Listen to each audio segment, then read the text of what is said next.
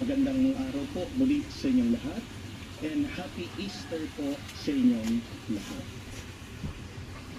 Mag-iihaw kami. Ayan, minarinit ng aking asawa yung aming ulam. Hindi daw po siya umiyak. Sinubukan po niyang Pork chop. pilitin ang kanyang sarili, pero walang luha na tumulo mula sa kanya. Hindi naman po dahil galit siya sa kanyang ama.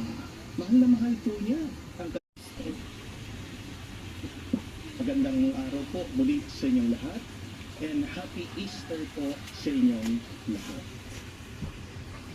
Mag-iihaw kami. Ayan, minarinit ng aking asawa yung aming ulam. Hindi daw po siya umiyak. Sinubukan po niyang Pork chop. pilitin ang kanyang sarili, pero walang luha na tumulo mula sa kanya. Hindi naman po dahil galit siya sa kanyang ama. Mahal na mahal po niya